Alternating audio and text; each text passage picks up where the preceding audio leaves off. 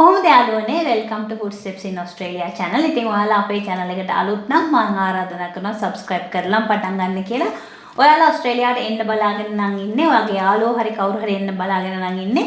අපේ channel එක ඔයාලට ගොඩක් වටිනවා. මොකද අපි ඕස්ට්‍රේලියාව විශේෂයෙන්ම ස්ටුඩන්ට් වීසා සම්බන්ධයෙන් ඒත් එක්කම PR මේ හැම වීසා එකක් ගැනම updates news ඕස්ට්‍රේලියාව මොනවද වෙන්නේ කියලා ඔයාලත් එක්ක share කරනවා. ඒක ඔයාලගේ ඔසියන ගමනට අත්වලක් වේවි.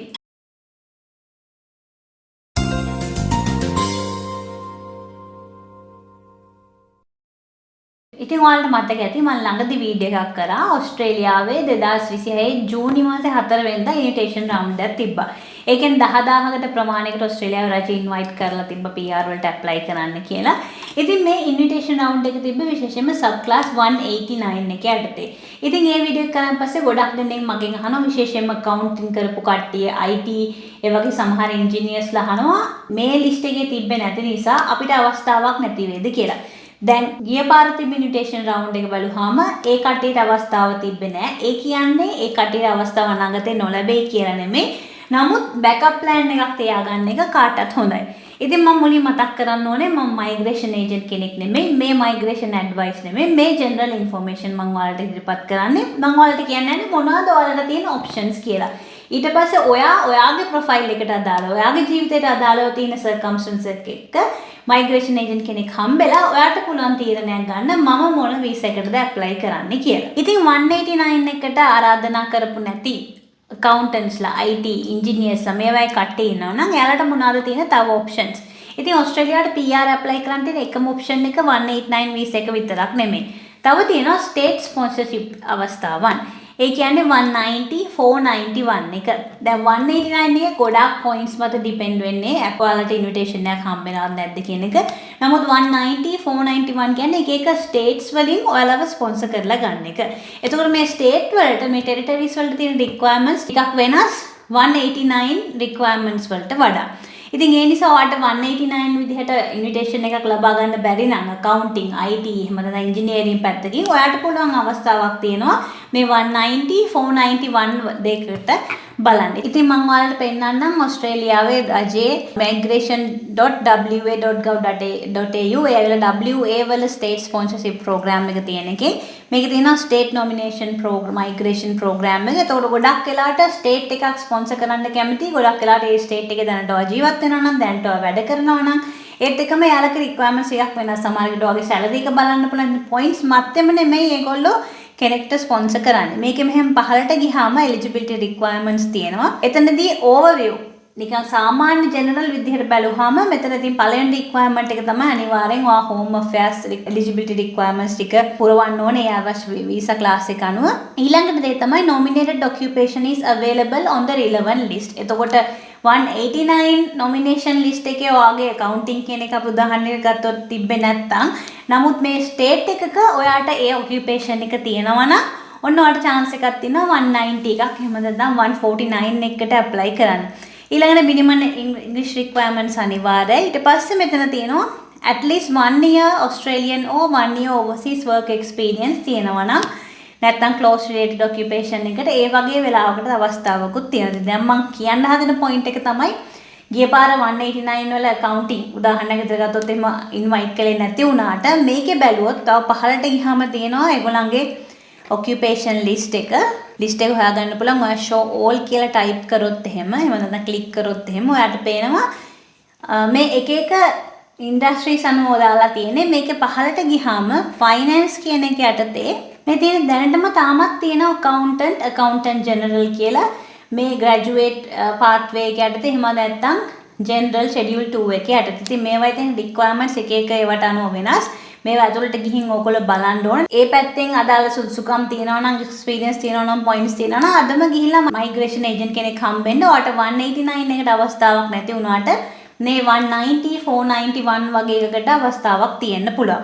ඉතින් මම උදාහරණයක් විදිහට දැන් මම කිව්ව accountant කියලානේ. ඊට පස්සේ ගොඩක් වෙලාවට engineersලාත් අහනවා අපේ ඒගොල්ලන්ට එන්න බැයිද කියලා. ඉතින් ඔයගොල්ලන්ට පුළුවන් මේ ලිස්ට් එකේ ගිහිලා බලන්න ඔයාලට අදාළ කරන ඒ ජොබ් එක තියෙනවද කියලා මේ ලිස්ට් වල. දැන් උදාහරණයක් විදිහට ගත්තොත් එහෙම සිවිල් ඉංජිනේර් ගිය පාර ඉන්වයිට් කරේ නැහැ.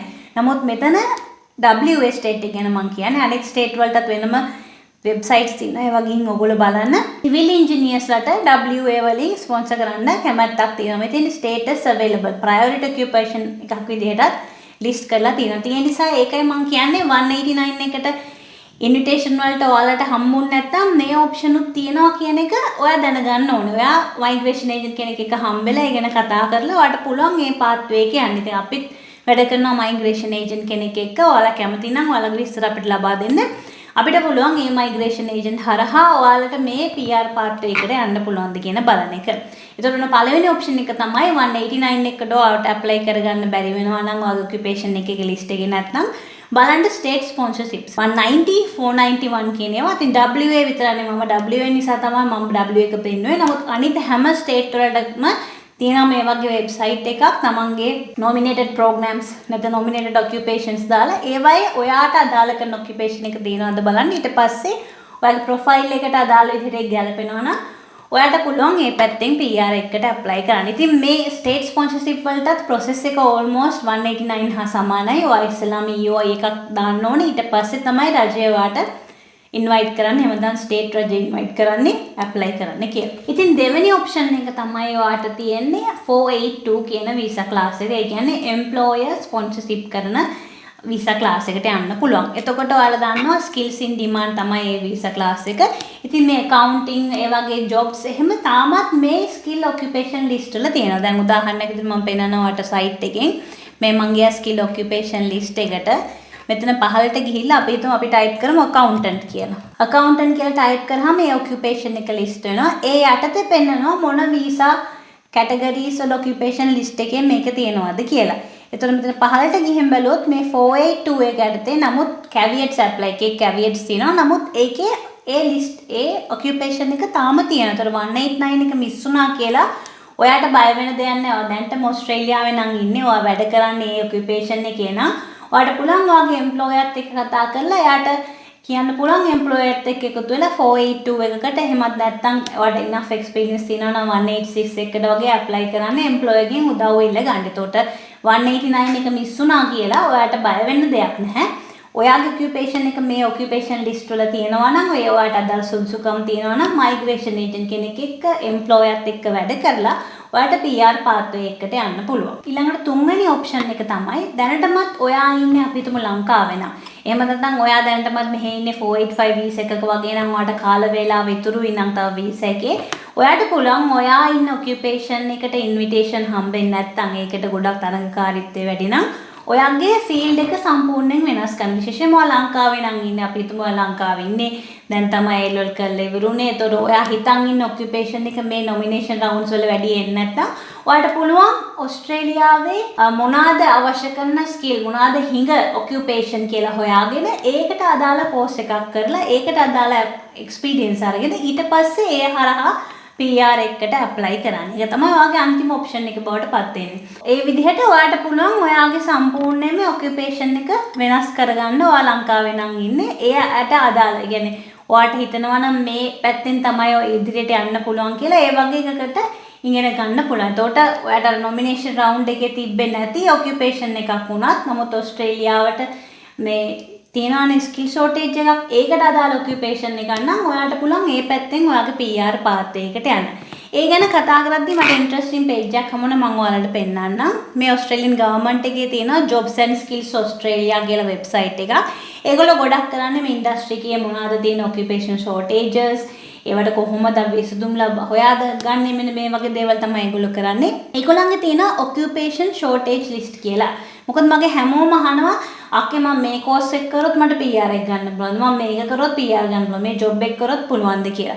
ඒක ඇත්තටම ඕගොල්ලෝ මගෙන් අහා ඉන්නට වඩා මොකද මටත් කියන්න දන්නේ හැම මුළු රටේම නැෂනල් තත්ත්වය කොහොමද කියලා. ඉතින් එහෙම ඕගොල්ලන්ට කෝස් එකක් හොයාගන්න තේරෙන්නේ නැත්තම් ඔකියුපේෂන් එකක් හොයාගන්න තේරෙන්නේ නැත්තම් මට හිතෙනවා මේක ඔයාලට උදව්වක් වෙයි කියලා. මේ page එකට යන්න මම link එක දාන්නම්. මේ page එකට ගිහලා ඔයාලට ඕන occupation එකක් type කරලා බලන්න පුළුවන්. මුළු ඕස්ට්‍රේලියාවෙත් ඒ state වලත් ඒ occupation එකට තියෙන demand එක කොහොමද කියලා. මෙතන තියෙනවා මේ වචන දෙකක් NS සහ S කියලා දානවා. NS කියන්නේ no shortage. S කියන්නේ shortage. NS කියලා තිබ්බොත් ඒ කියන්නේ ඒකට වැඩි demand එකක් නැහැ. මොකද ගොඩක් කට්ටිය ඉන්නවා මේ job එක කරන. S අකුර කියන්නේ shortage කට්ටිය අඩුයි ඕස්ට්‍රේලියාවේ රජය නැත්නම් ස්ටේට් මේකට ප්‍රයොරිටි දෙනවා. දැන් උදාහරණයක් විදිහට මෙතනදී ගත්තොත් එහෙම කවුන්ටන් කියන එක තියෙනවා. මේ ඕස්ට්‍රේලියාවේ නැෂනල් විදිහට ගත්තොත් no shortage. New south Wales උත් එහෙමයි. එහෙම හැම ස්ටේට් එකේම NS අකුර තියෙන්නේ. නමුත් දැන් අපි උදාහරණයක් විදිහට ටයිප් කරලා බලමු කාපෙන්ටර්. කාපෙන්ටර් කියලා ගත්තාම ඕස්ට්‍රේලියාවේ ඉඳන් හැම ස්ටේට් එකකම ටෙරිටරි එකකම S අකුර තියෙන ෂෝටේජ් එකක් තියෙනවා කියලා තමයි කියන්නේ. එතකොට ඔයාලා ඉගෙන ගන්න හිතන් ඉන්න දැන් අපි ටයිප් කරමු බලන්න සිවිල් ඉන්ජිනියර්. සිවිල් ඉන්ජිනියර් මේ දැක්කද? ඒක ෂෝටේජ් එකක් තියෙනවා තාම ඕස්ට්‍රේලියාවේ. ඒ නිසා වෙන්න ඇති 189 එකට ඉන්වයිට් කරේ නැතත් තාමත් ස්ටේට්ස් වලට සිවිල් ඉන්ජිනියර් කට්ටියට ඒගොල්ලෝ නොමිනේට් කරලා ගන්න කට්ටිය කැමති. ඒ විදිහට ඔයාට අවශ්‍ය කරන ඒවා අපි හිතමු සයිබර් සිකියුරිටි. මෙතන සයිබර් කියලා ගහුවාම ඒකට අදාළ තියෙන ජොබ් ටික ඔක්කොම ලිස්ට් වෙනවා. ඒකේ ෂෝටේජ් එකක් තියෙනවද ෂෝටේජ් එකක් නැද්ද කියලා තියෙනවා. ඉතින් මම හිතනවා මේක ඔයාලට සෑහෙන වැදගත් ටූල් එකක් වෙයි කියලා. ඔයාලට අදාළ කරන ජොබ් එක මේකේ ටයිප් කරලා බලන්න. ටයිප් කරලා බලන්න කොහොමද දැනට තියෙන ඕස්ට්‍රේලියාවේ තත්ත්වය කියලා. මේක මම හිතන්නේ අප්ඩේට් කරනවා මේගොල්ලෝ හැමතිස්සෙම. ඒ නිසා හැමතිස්සෙම ඔරිජිනල් වෙබ්සයිට් එකට ගිහින් බලන්න. එතකොට ඔයාලට හොයාගන්න පුළුවන් මොන වගේ ඔකියුපේෂන් පැත්තෙන් ඉදිරියට ගියොත්ද ඔයාලට PR පාත් එක පහසු වෙන්නේ කියලා. ඉතින් ඕක තමයි මට කියන්න ඕන උනේ. නැවතත් මම මතක් කරනවා මේ මයිග්‍රේෂන් ඇඩ්වයිස් නෙමෙයි. ඔයාට අදාළ කරන ඔකියුපේෂන් එකට අදාළ කරන විස්තර ගන්න මේ publicly available websites වලින් රජයේ websites වලින් සහ අපි කියන එක පාවිච්චි කරලා ඒ විස්තර ගන්න. ඊට පස්සේ නමුත් ඔයා තීරණයක් ගන්නවා නම් ඔයා අනිවාර්යෙන් ගිහිල්ලා හම්බෙන්න ඕන registered migration agent කෙනෙක්ව. හම්බෙලා එයාත් එක්ක කතා කරලා බලන්න. එයා ඔයාට personal advice එකක් දෙයි. හරි ඔයා මේ පාත් එක ගියොත් ඔයාට පහසුයි මේ පාත් එක ගියොත් මෙහෙමයි වෙන්නේ කියලා. ඉතින් ඒ නිසා මම හිතනවා මේක ඔයාලට සෑහෙන useful වෙයි කියලා. එක වීසා ක්ලාස් එකකින් කට්ටියට ඉන්වයිට් කරේ නැති වුණා කියලා ඔයා ඩිස්කරේජ් වෙන්න එපා. ඕස්ට්‍රේලියාවේ රජය විසින් ගොඩාක් පාත්වේස් ලබා දීලා තිනවා. ඒ හැම එකම ඔයාලට අදාළ වෙන විදිහට පාවිච්චි කරන්න පුළුවන් කියලා මයිග්‍රේෂන් ඒජන්ට් කෙනෙක් එක්ක වැඩ කරොත් ඔයාලට පහසු වෙයි ඔයාලගේ තීරණ ගන්න.